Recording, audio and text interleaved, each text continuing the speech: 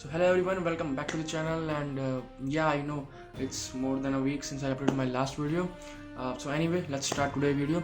So today's video is basically about the NDA procedure, the NDA examination. It's an interview procedure.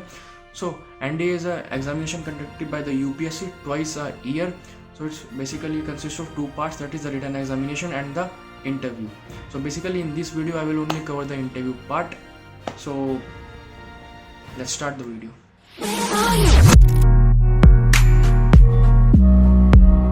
So return examination से पहले registration के वक्त आपसे एक priority order मांगा जाता है, मतलब preference order army, navy and air force में, मतलब क्या आपकी प्रायोरिटी रहेगी। तो फर्स्ट प्रायोरिटी रहती है आपकी, वहीं से आपको कॉल लेटर भी आता है और एक लेटर भी आता है घर पे, जिसमें कि आपका डेट, टाइम एंड सेंटर का एड्रेस, जिस सेंटर पे आपको रिपोर्ट करना है उस सेंटर का एड्रेस होता है। So let's move to day 0। Day 0 में बेसिकली आपको अपने सेंटर पर रिपोर्ट करना पड़ता है। वहाँ पे कुछ अपनी बेसिक इन्फो देनी पड़ती है, अपना कुछ आईडी कार्ड दिखाना पड़ता है एंड वहाँ पे एक चेस्ट नंबर अलॉट होता है आपको। चेस्ट नंबर क्या होता है? चेस्ट नंबर बेसिकली एक नंबर होता है, एक कपड़ा होता है तो आपको चेस्ट पे पहनना पड़ता है, उस पर एक नंबर लिखा होता है, उसी नंबर से आपको बुलाया जाता है वहाँ पे। मीन्स आपका कोई नाम नहीं जानता वहाँ पे, तो आपको सिर्फ चेस्ट नंबर से बुलाया जाता है। For example chest number 2, chest number 3। सो कोई भी यहाँ पे ऑफिशियल्स होंगे, इंस्ट्रक्टर होंगे, वो आपको चेस्ट नंबर से ही बुलाएंगे आपको। देन उसके बाद आपको हमारा रिपोर्टिंग टाइम, मेरा रिपोर्टिंग टाइम शाम को था वहाँ पे 5 बजे। देन रिपोर्टिंग टाइम के बाद वो फॉर्मेलिटीज़ पूरी करने के बाद, फॉर्म वॉर्म भरवाने के बाद आपको डिनर किया जाता है वहाँ पे मैस में। देन एक इंस्ट्रक्टर प्रोवाइड किया जाता है कि इंस्ट्रक्टर हमें हॉस्टल दिखाते हैं, बताते हैं हमको यहाँ पे क्या करना है क्या नहीं करना, मैस की टाइमिंग्स क्या है, कौन से एरिया में हमें एंट्री मिल सकती है, कहाँ जाना है कहाँ नहीं जा सकते हम, and all about that. So let's move to the day 1। Day 1 काफ़ी इंपॉर्टेंट होता है क्योंकि डे 1 में होती है स्क्रीनिंग, और जो कैंडिडेट स्क्रीनिंग को क्लियर करते हैं उन्हीं को आगे 4 दिनों के लिए वहाँ पे स्टे किया जाता है। जो कैंडिडेट्स फेल हो जाते हैं स्क्रीनिंग को पास करने में, उनको वापस घर जाना पड़ता है। स्क्रीनिंग में 2 पार्ट होते हैं। The first is OIR, that is officers intelligence rating test. ये बेसिकली एक टेस्ट होता है, रिटन क्वेश्चन पेपर होता है। इसमें टेस्ट ईजी होता है, but the difficult one is the second, that is the PP and DT। What is that? That is picture perception test and description test. So picture perception test में basically होता है, picture perception test में आपको एक बड़ा सा hall होता है, उसमें एक प्रोजेक्टर लगा होता है, पीछे आके एक स्क्रीन होती है बड़ी सी, उस पर एक पिक्चर दिखाई जाती है। ब्लैक एंड वाइट ही होती है, जनरली हमारी ब्लैक एंड वाइट ही थी। तो उस पिक्चर पे आपको स्टोरी लिखनी होती है, आपको एक फॉर्म टाइप दिया जाता है, एक बुकलेट। तो उस बुकलेट में आपको अपनी स्टोरी लिखनी होती है कि पिक्चर को देख के तुम्हें क्या क्या समझ आ रहा है, क्या लग रहा है इस पिक्चर को देख के। So then after writing the story on that particular paper, on the particular booklet, then आपको वही स्टोरी जाके in front of the invigilator आपको वो स्टोरी अपने डिस्क्राइब करनी होती है।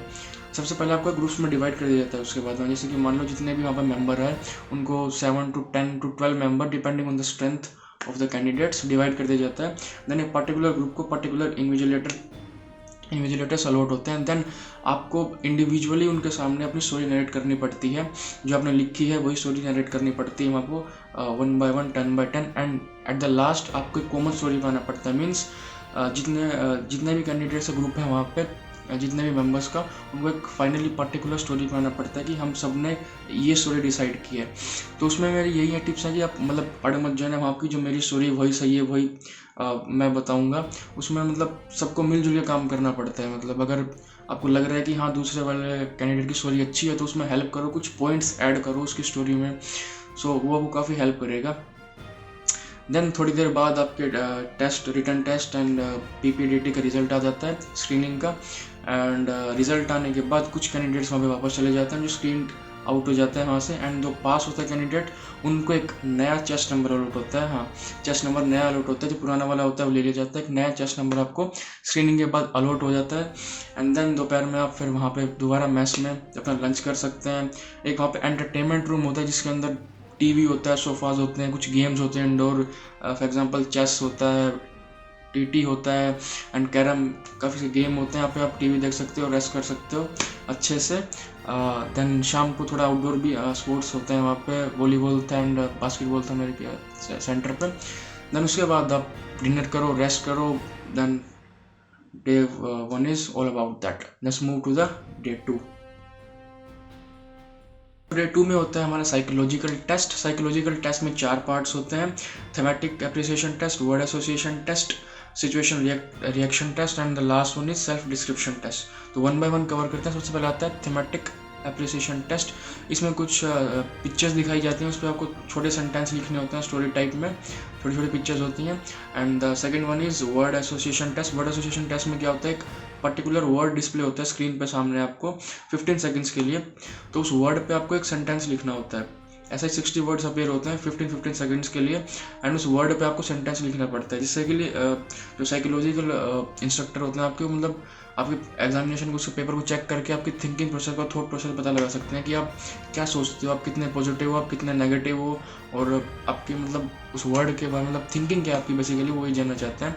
And third one is situation reaction test. इसमें क्या होता है, आपको पेपर में कुछ सिचुएशंस लिखी होती हैं, उस सिचुएशन के अकॉर्डिंग अपना रिएक्शन देना पड़ता है कि अगर आपके साथ ये सिचुएशन हो गई, फॉर एग्जांपल कुछ चाकू लेके आपके सामने खड़ा है तो आप क्या करोगे, या आपको किसी को बचाना है और आपके पास 2 चॉइसेस है तो आप क्या करोगे। ऐसी सिचुएशंस होती हैं, उस पर आपको रिएक्ट करना पड़ता है, अपना लिखना पड़ता है कि मैं कैसे रिएक्ट करूँगा अगर ये पर्टिकुलर सिचुएशन मेरे साथ हो जाए तो।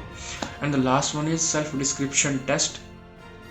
सो सेल्फ डिस्क्रिप्शन टेस्ट में अपने आप को खुद को ब्रीफ करना पड़ता है, फॉर एग्जांपल कि आप क्या हो, आप अपने बारे में क्या सोचते हो, आपके पेरेंट्स आपके बारे में क्या सोचते हैं, आपके टीचर्स आपके बारे में क्या सोचते हैं, and how the society looks at you, how you feel about yourself, that's it.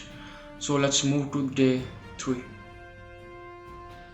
तो डे 3 से स्टार्ट हो जाता है GTO, that is ground testing officer. So GTO में 9 टेस्ट होते हैं तुम्हारे। सबसे पहला टेस्ट होता है स्नेक रेस। स्नेक रेस में एक पर्टिकुलर ग्रुप को एक सिलेंड्रिकल बोरी टाइप होती है स्नेक की शेप में, तो इसे स्नेक रेस कहा जाता है। तो वो कंधे पे रख के और आपको कुछ ऑब्स्टेकल्स होते हैं वो क्लियर करने पड़ते हैं। फॉर एग्जांपल एक 2 आपको वॉल क्लियर करनी पड़ती हैं चढ़ के, एंड एक कुछ पिक्चर मैं डिस्क्राइब कर दूंगा यहाँ पे डिस्प्ले हो जाएंगी, उसमें देख के आपको ज़्यादा क्लियर हो जाएगा। उन पिक्चर्स को देख के और कुछ ऑब्स्टेकल्स उसको लेके क्लियर करने पड़ते हैं, और वो टच नहीं होनी चाहिए ग्राउंड को। उसका मेन ये होता है कि जो भी तो आपके हाथ में है वो स्नेक, वो टच नहीं होना चाहिए ग्राउंड को, and then you have to complete the whole race. So first then second आता है GD, that is group discussion. Group discussion में क्या होता है, आपको एक टॉपिक दे दिया जाता है, वो टॉपिक करंट अफेयर से भी हो सकता है, कोई पुराना टॉपिक, कुछ भी टॉपिक हो सकता है, उस पर आपको अपने व्यूज़ बोलने पड़ते हैं, आपको मतलब ग्रुप में ही डिस्कस करना पड़ता है वो टॉपिक, और इन्विजिलेटर एक साइड में बैठे होते हैं, आपको पॉइंट्स नोट कर रहे होते हैं कि आपने क्या पॉइंट लिखे हैं, उसके बेसिस पे आपको मार्क्स अलॉट हो रहे होते हैं। तो थर्ड आता है GPE, ग्रुप प्लानिंग एक्सरसाइज। तो ग्रुप प्लानिंग एक्सरसाइज में क्या होता है, एक बड़ा सा प्रोजेक्ट होता है नीचे। तो उस प्रोजेक्ट में जो GTO होते हैं वो आपको मतलब एक सिचुएशन देते हैं। फॉर एग्जांपल हमारे केस में एक विलेज का प्रोजेक्ट था नीचे, तो उसमें हमको सिचुएशन दी थी कि एक तो रेलवे ट्रैक है जो टूटा हुआ है, जो कि मतलब टेररिस्ट ने तोड़ दिया है, टेररिस्ट गाँव की तरफ बढ़ रहे हैं, तो अब आपको बचाना है, आपको उस रेलवे ट्रैक को भी बचाना है, उस पर ट्रेन आने वाली एक पर्टिकुलर टाइम पे, एंड आपको विलेज को भी प्रोटेक्ट करना है उससे, मतलब पुलिस को इन्फॉर्म करके आपको विलेज को बताना है। तो आप कैसे ग्रुप में डिवाइड हो, कैसे क्या करोगे, तो उनमें हम मतलब आपस में ग्रुप को डिस्कस करना पड़ता है कि मतलब कैसे डिवाइड होंगे, कैसे क्या करेंगे, कौन कहाँ जाएगा। सो वही है, इसमें भी एक फाइनल कंक्लूजन पे आना पड़ता है, मतलब जो भी हमने पूरी स्टोरी, मतलब जो भी हमने बनाया, इसका कंक्लूजन, इसका सोल्यूशन जो भी बनाया, वो फाइनली कोई भी एक मेंबर हो गए इन फ्रंट ऑफ दैट GTO आपको बताना पड़ता है कि हाँ हम ऐसे ऐसे ये सारे काम करेंगे। सो ये होती है हमारी GPE. The third one is and the fourth one, the fifth one and the sixth one is group task. The PGT, HGT and the FGT, that is the progressive group task, half group task and the final group task. इसमें basically होता क्या है, इसमें basically कुछ छोटे छोटे obstacles होते हैं, मतलब एक इधर एक लाइन होती है एंड एक इधर एंड लाइन होती है, उसमें बीच में कुछ छोटे छोटे ऑब्स्टेकल्स होते हैं जो कि हमें क्लियर करने पड़ते हैं विदाउट टचिंग द ग्राउंड। मतलब आप ग्राउंड को टच नहीं कर सकते, उसमें छोटे छोटे मतलब एक बैरियर टाइप होते हैं इस पर, जिसकी वजह से आपको कुछ मतलब आपको एक बल्ली, एक फट्टा और एक रस्सी दे दी जाती है, plank, the rope and some helping material, you are provided with some helping material to cross that particular distance without touching the ground. So उसमें पिक्चर में डिस्प्ले हो जाएगा, अच्छा क्लियर होगा। सो उसमें वो क्लियर करना पड़ता है इन तीनों टास्क में। देन इन तीनों टास्क को ख़त्म करने के बाद एक होता है कमांड टास्क, और कमांड टास्क और इन तीनों टास्क में डिफरेंस ये होता है कि कमांड टास्क में आपको कमांडर बना दिया जाता है, मीन्स जो आप कहोगे वैसा ही वो सारे आपके ग्रुप मेंबर्स हैं वैसे चलेंगे, वही मतलब और कोई अपना आइडिया शेयर नहीं करेगा, सिर्फ आपको ही अपने ग्रुप को क्रॉस करवाना है एज अ कमांडर। सो उसके बाद कमांड टेस्ट खत्म होने के बाद होता है हमारा इंडिविजुअल ऑब्स्टेकल्स। इंडिविजुअल ऑब्स्टेकल्स में क्या होता है, आपको 10 ऑब्स्टेकल क्लियर करने होते हैं with in a particular time limit of 2.5 minute और 3 minutes I think. So 10 obstacle होते हैं, क्लियर करने पड़ते हैं आपको with in a particular time period. उसके बेसिस पे आपको मार्क्स अलॉट होते हैं, और अगर आपने 10 के 10 ऑब्स्टेकल क्लियर कर दिए तो आप दोबारा कोई भी ऑब्स्टेकल क्लियर कर सकते हो, उसके आपको बोनस पॉइंट मिलते हैं। इंडिविजुअल ऑब्स्टेकल खत्म होने के बाद लास्ट टेस्ट हमारा आता है लेक्चरेट।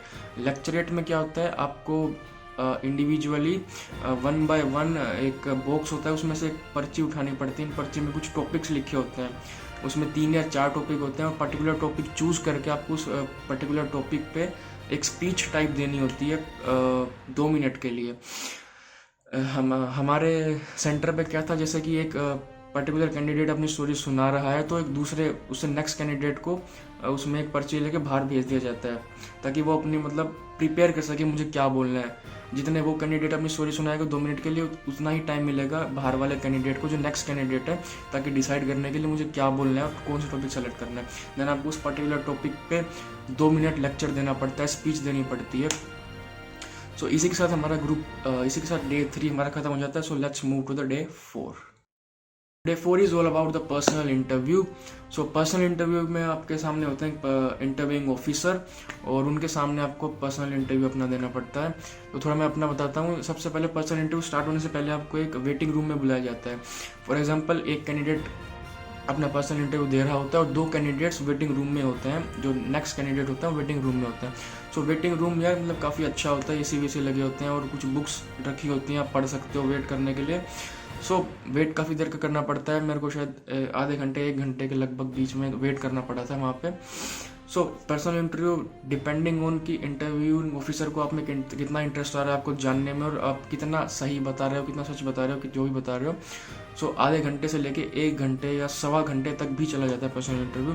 तो पर्सनल इंटरव्यू में बेसिकली आपसे क्वेश्चन होते हैं आपकी पर्सनल लाइफ के बारे में, आपके एजुकेशन के बारे में। मीन्स आपका एक ब्लूप्रिंट निकाल लिया जाता है, जो इंटरव्यूइंग ऑफिसर होते हैं आपका एक ब्लूप्रिंट निकाल लेते हैं। मैं बताऊं तो मेरे से क्वेश्चन पूछे गए थे। सबसे पहले आके उन्होंने मेरे को रिलैक्स किया था, मतलब जनरल क्वेश्चन से कुछ जैसे कि hi Paras, how are you feeling after coming here, and क्या खाया आपने लंच में, क्या खाया, और अब तक कैसी स्टे रही आपकी। देन उन्होंने एक रैपिड फायर किया था मेरे ऊपर, 15 to 20 क्वेश्चन का सेट एक साथ बोला था उन्होंने कि अपनी 6 से लेकर 12 तक की एजुकेशन बताओ, कौन से स्कूल में पढ़े, कितने स्कूल चेंज किए, कौन से सब्जेक्ट थे तुम्हारे पास, कौन से टीचर्स अच्छे लगते थे, कौन से टीचर्स अच्छे नहीं लगते थे, वो अच्छे लगते थे तो क्यों लगते थे, और नहीं लगते थे तो क्यों लगते थे। एंड 10th के बाद तुमने कौन से सब्जेक्ट ऑप्ट किए, वो तुमने अपनी चॉइस से किए या पेरेंट्स के प्रेशर में किए।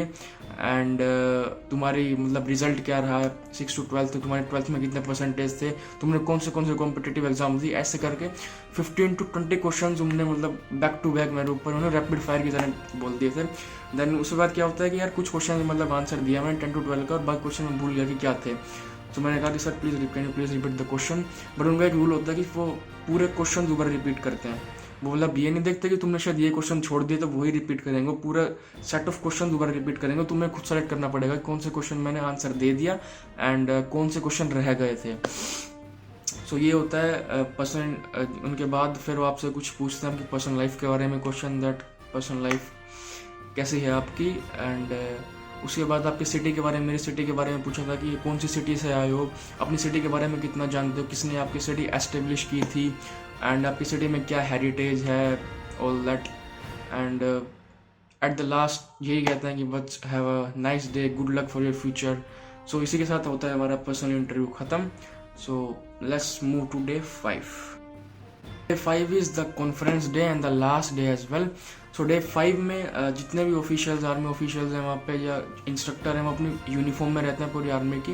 एंड डे 5 में आपका एक छोटा सा इंटरव्यू होता है, मतलब एक छोटी सी कॉन्फ्रेंस होती है जिसमें कि 4 ऑफिशियल्स इधर, 4 ऑफिशियल्स इधर और 2 ऑफिशियल्स आपके सामने बैठे होते हैं, और आपको उनके फ्रंट में आके बैठना पड़ता है। बेसिकली वो डिसाइड करने के लिए होता है कि आप सेलेक्ट हुए या नहीं हुए। सो अगर आपका बॉर्डर लाइन केस है, बॉर्डर लाइन केस मतलब आपको उन्हें अभी भी कन्फ्यूजन है कि आपको रिकमेंड किया जाए, रिकमेंड नहीं किया जाए, तो वो आपसे कुछ क्रॉस क्वेश्चनिंग कर सकते हैं। बट अगर आप पहले ही आपका क्लियर है कि आपको सेलेक्ट किया गया नहीं किया गया, तो आपसे सिर्फ जनरल क्वेश्चन पूछे जाएंगे। General question in the sense कि हाउ वाज योर स्टे, आपको कोई सजेशन देना है कि आपको मतलब कैसा लगा यहाँ पे आके, लंच वंच कैसा था, कोई सजेशन एक्स्ट्रा ऐड करना चाहो कि नहीं करना चाहो, कुछ जनरल क्वेश्चन होते हैं। छोटा सा 10 to 15 मिनट्स में कॉन्फ्रेंस ख़त्म हो जाती है। देन एट द लास्ट आपका फाइनल, आपको मतलब एक रूम में बुलाया जाता है, वहाँ पे आपका रिजल्ट आया जाता है पेपर पे। तो वो रिजल्ट अनाउंस करते हैं कौन कौन से कैंडिडेट्स को रिकमेंड किया गया। एंड देन जो कैंडिडेट्स रिकमेंड होते हैं उनको फिर एक नया चेस्ट नंबर दिया जाता है, मेडिकल चेस्ट नंबर होता है, मेडिकल के लिए उनको रिकमेंड कर दिया जाता है। जो बाकी जितने भी कैंडिडेट्स होते हैं उनको वापस घर भेज दिया जाता है। So I want to give you some tips. So first, be confident. Second, be truthful. And the third is be what you are. Means do not try to copy anyone. Do not try to show off there. Means जैसे भी हो अपने आप को वैसा ही express करो। मतलब किसी कॉपी अपने आप को ज़्यादा पॉजिटिव या वैसा मत एक्सप्रेस करने की कोशिश मत करो। जैसा भी हो वैसा एक्सप्रेस करो। अपने आप को कॉन्फिडेंस में बोलो, एकदम मतलब कॉन्फिडेंस में बोलो, जो भी बोलो सच बोलो। क्योंकि झूठ बोलोगे तो चाहे इंटरव्यूइंग ऑफिसर हो उसको पता लग जाएगा। मतलब वो इतने यार खुद ही देखो कि मतलब इतने एक्सपीरियंस होते हैं वो, अगर झूठ बोलोगे आपको शक्ल को देख के बता देंगे ये बंदा झूठ बोल रहा है सच बोल रहा है। तो कॉन्फिडेंस में रहो, सच बोलो और अपने आप को जैसे हो वैसे ही वहाँ पे शो करो। This is all about the NDA interview procedure and I am also conference out candidate. Means मैं भी 5th डे पे कॉन्फ्रेंस आउट हो गया था। एंड ये है मेरा सजेशन है कि यार आपको प्लीज़ एक बार तो इंटरव्यू ज़रूर देना चाहिए। मीन्स आपको ऐसा कोई इंटरव्यू लाइफ में एक बार ज़रूर देना चाहिए। काफ़ी कुछ सिखाएगा वो आपको, काफ़ी अच्छा एक्सपीरियंस रहेगा आपका 5 दिन का। काफ़ी कुछ सीख के आओगे वहाँ से, काफ़ी कुछ अपने बारे में पता चलेगा, अपनी गलतियों के बारे में पता चलेगा कि आप में क्या अच्छी क्वालिटीज़ हैं एंड क्या आप में नेगेटिव पॉइंट्स हैं। So this for the video. अब तक के लिए चलते हैं। See you in the next video. जय हिंद, जय Bharat. Tell me pretty lies, look me in the face, tell me that you love me, even if it's fake.